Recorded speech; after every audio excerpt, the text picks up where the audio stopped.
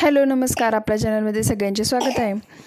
तर इथं मी सकाळी उठून माझं रेग्युलर रुटीन जे आहे तर ते चालू झालं. पाणी वगैरे पिलेली मी आणि फरसबीनच्या इथं शेंगा ज्या होत्या तर त्या रात्रीच कट करून ठेवल्या होत्या, कारण याला कट करायला उशीर लागतो आहे. सकाळी उशीर होईल म्हणून मग रात्रीच कट करून ठेवले होते फ्रीजमध्ये. आधी स्वच्छ धुवून घेतला. इथं कांदा चिरला आहे फोडणीसाठी. जिरे मोहरीची फोडणी देऊन आता लगेच कांदा पण फ्राय करून जे शेंगा धुतलेल्या आहेत फरसबीनचे जे बीन्स आहे तर ते आता टाकणार आहे ह्याच्यात. आणि मीठ टाकलं की थोडंसं कांदा लवकर भाजतो, त्यामुळं थोडंसं मीठ टाकलं. आणि कांदा थोडासा कच्चा असतानाच हे बीन्स टाकून घेतले, म्हणजे बीन्स पण तेलामध्ये छान फ्राय झाले पाहिजे. आणि तेलामध्ये थोडेसे फ्राय झाले की टेस्ट पण छान येते. जास्त पाणी पण टाकायला लागत नाही, शिजायला उशीर लागत नाही. त्यामुळं एक साईडला भाजी शिजत ठेवली आणि मग लगेच आता चपातीची तयारी. तर चहा पण यांच्यासाठी ठेवलाच होता.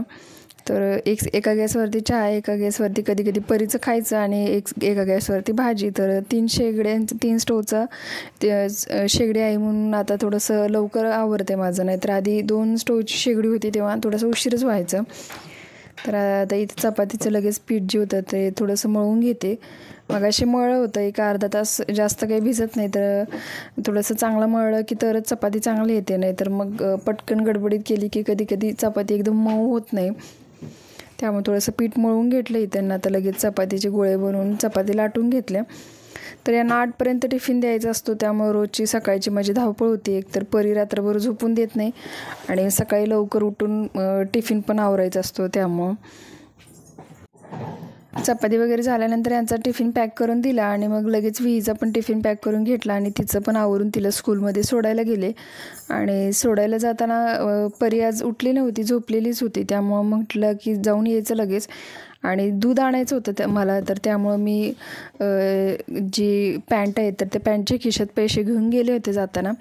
आणि सकाळीच येतानाच पैसे पडले माझे पॅन्टच्या खिशातून. कधी पडले मला ते कळलंच नाही, कारण आज चालायला नाहीच म्हटली. चालतच जाते मी, एक 10-15 मिनटाच्या अंतरावर आहे तिचं स्कूल. आणि थोडंसं एक्सरसाइज पण तेवढी होते आणि त्यामुळं मग म्हटलं मी चालतच जाते. शक्यतो परी पण असते त्यामुळं गाडी वगैरे घेऊन जात नाही. आणि आज नेमके पैसे पडले, तर सकाळीच पैसे पडले. त्यामुळं आता माझा मूड पूर्ण ऑफ झालेला. तर शक्यतो माझे असे पैसे कधी हरवत नाही, तर त्यामुळं असं खूप दिवसानंतर पैसे माझ्याकडून हरवले होते. त्यामुळे मलाच थोडंसं असं वाईट वाटत होतं. आल्यानंतर इथं परी उठलीच होती, त्यामुळं मग आता तिला खायला बनवून इथं चारायला घेतलं. आणि तिला चारून झाल्यानंतर रेग्युलरचंच रुटीन 12पर्यंत सगळं आवरली कामं वगैरे, क्लिनिंग वगैरे, फरशी वगैरे पुसून आणि विहीला स्कूलमधून घ्यायला गेले.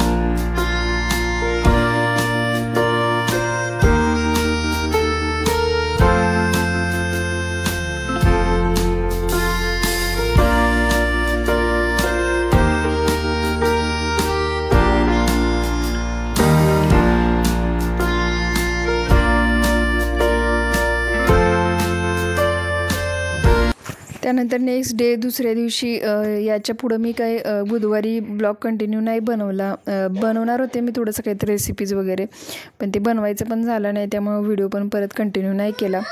आणि आज आहे गुरुवार, तर माझी सकाळची रोजची जी कामं आहे टिफिन वगैरे क्लिनिंग सगळं झालेलं आहे. तर आता सगळं डायरेक्ट देवपूजेपासूनच व्हिडिओ बनवायला चालू केलं. तर आज दुसरा गुरुवार आहे. मागच्या गुरुवारी जर कोणी पाहिलं नसेल तर मी गुरुवारचं व्रत चालू केलेलं आणि आज दुसरा गुरुवार आहे. तर त्यामुळे आधी आता सगळ्यात पहिलं प्रत्येक मूर्तीला इथं पंचामृताने अभिषेक करून घेते. आणि मग छानशी पूजा झाली की मग थोडंसं नामस्मरण करायचं होतं मला, पण सकाळी तर काही जमलं नाही कारण परी होती त्यामुळे तिनं काही करूच दिलं नाही. त्यामुळे फक्त पूजा छानशी नीट करून घेतली. आणि पूजेसाठी आत्ता फुलं जी होती तर ती फुलं पण नव्हती मिळाली मला, कारण आमच्या इथं शॉप फुलाचं नाही आहे आणि झाडांना तर आता काही जास्त फुलं लागत नाही आहे जास्वंदाच्या. एकच जास्वंदाचं कुंडीत रोप आहे माझ्याकडं.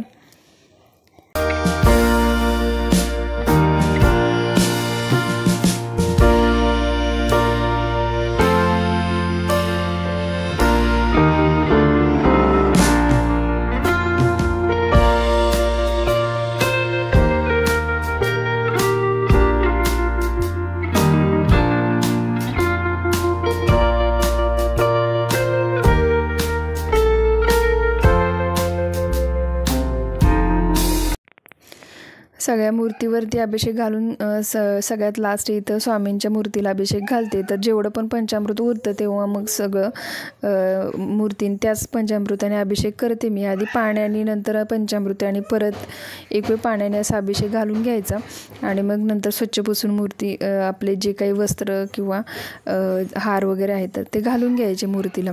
तर आधी सगळ्यात पहिल्यांदा इथं मी चंदन हातावरती चुगळते आणि मधल्या बोटांनी चंदन सगळ्यांना लावून घेते सगळ्या मूर्तीला.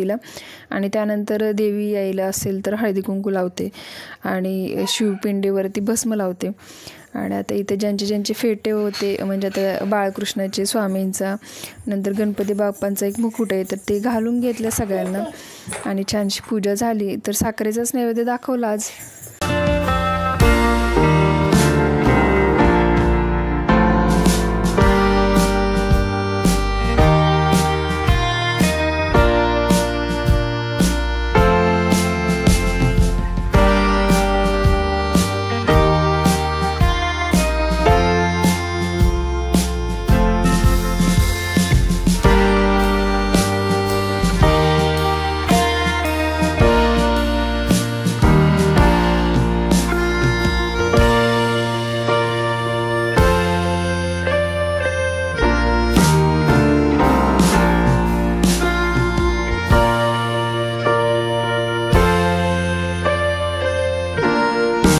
आणि मला बाकीची काही सेवा करता आली नाही कारण स्वामींचं जे